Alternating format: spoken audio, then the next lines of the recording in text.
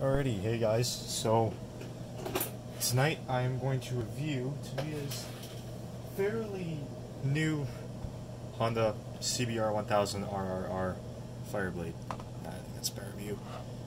You'll have to forgive the bootleg camera work tonight, but yeah, I'm just going to record a little video open box review and like my first thoughts on it as I start the kit. Maybe I'll do this when I finish the kit. Hopefully that's sooner rather than later.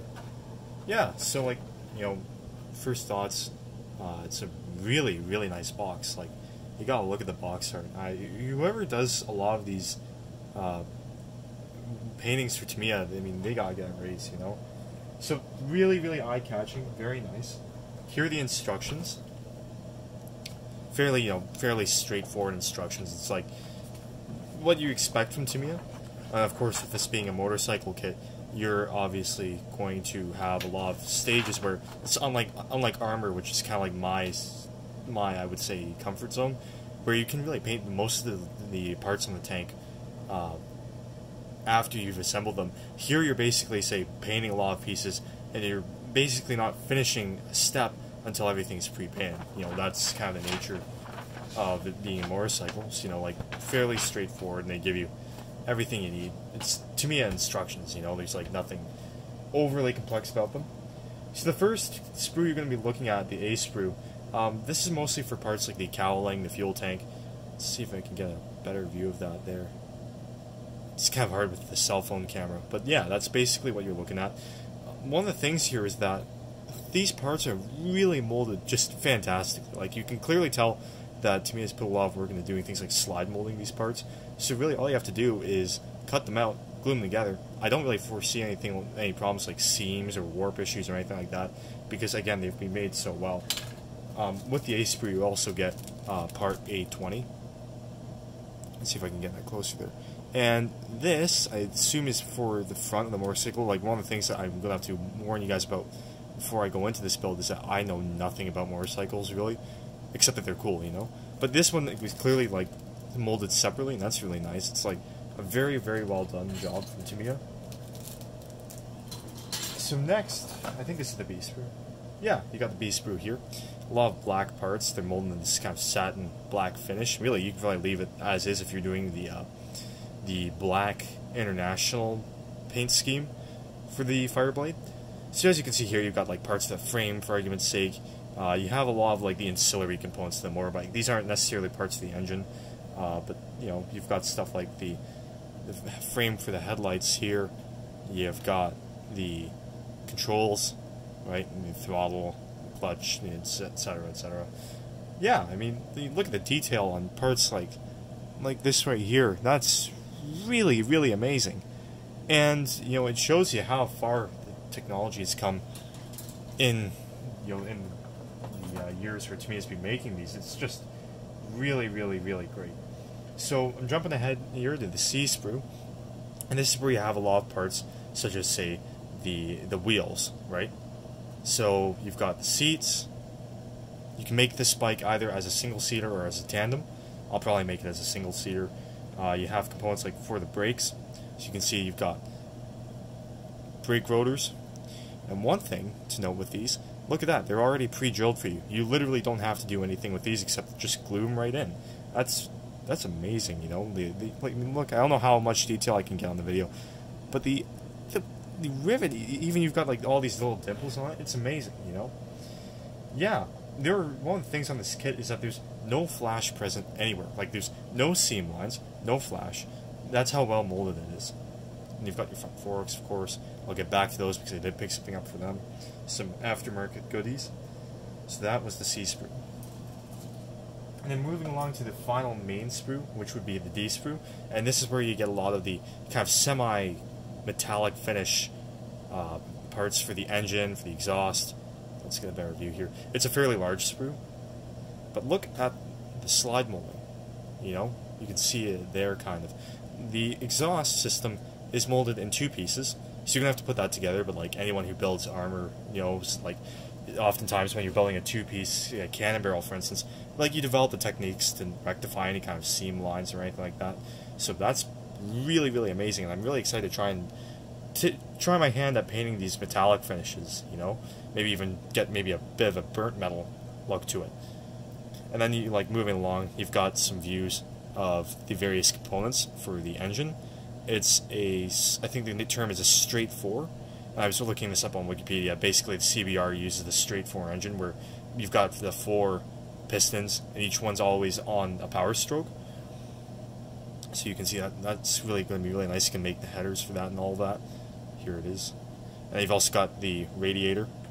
Again, I don't know how much detail I can get, but essentially what you've got is it's a beautifully molded grid essentially on it. It's really top notch, you know, it's great. And then you've got the chain. Chain is like nothing like super special. I do think that potentially this may have been even an older mold that they're just repurposing because, like, yeah, the best thing for this would probably be using black panel liner. That's what I'm gonna do and just try and accentuate the chains, you know, individual links.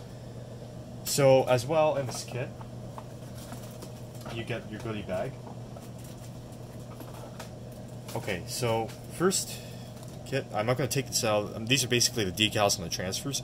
I'm not going to take them out of the bag yet because I do like to leave these in just to keep them as safe as possible. But interesting on this kit, and I've never used these before, metal transfers. So these basically look like they're like a dry transfer in a way, but they're actual metal plate. And as you can see, the mirror finish on them is very real. And these are for the rear view mirrors. Really nice, and those are definitely going to add that much extra to the build. Otherwise, I'd just be using aluminum tape, you know. You also get masking stickers, so those, of course, are going to come in really handy. And you can't really see it, but I'll show it in some images later. You're going to have a couple of decal sheets, right, to do the various markings. And yeah, so there's that. 2 tires. They're vinyl. I don't really. I know in the world of armor modeling, people don't necessarily like vinyl tires, but I think for motorcycle modelers, they probably don't mind. I'm assuming. As you can see, the tread pattern, the very interesting tread pattern, is reproduced well.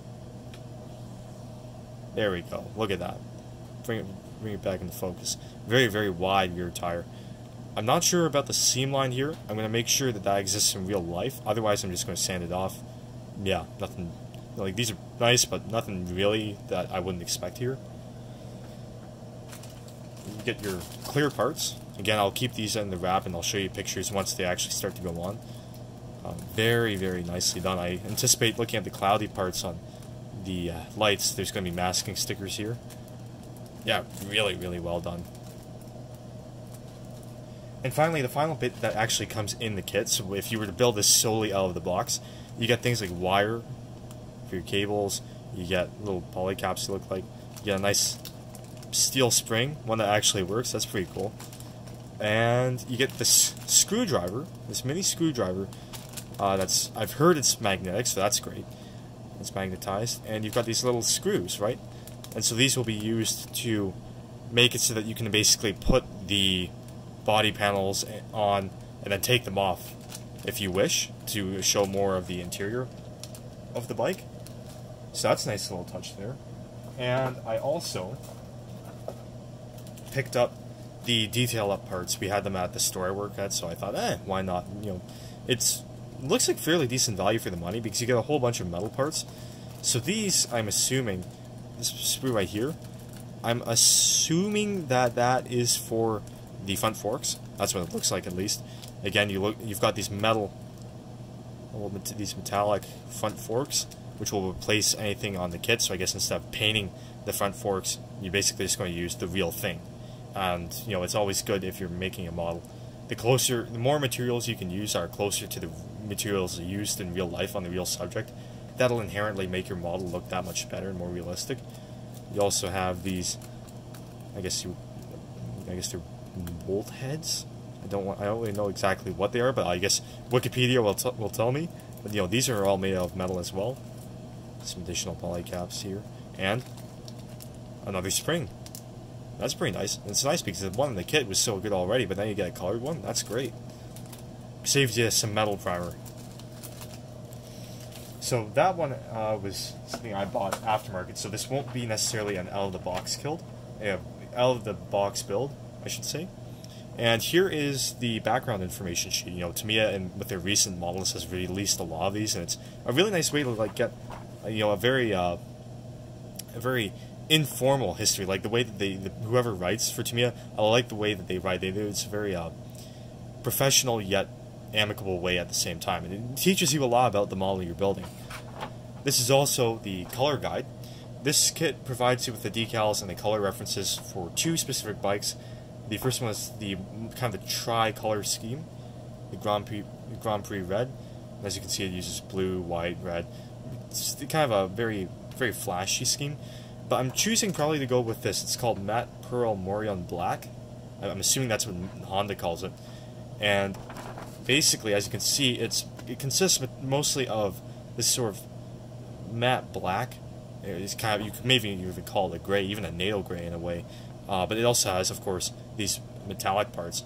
The reason why I'm choosing to go with this scheme in particular is because of the detail up part set. The thing is that on the tricolor, right, you've got the forks, and the forks being this very distinctive kind of golden color.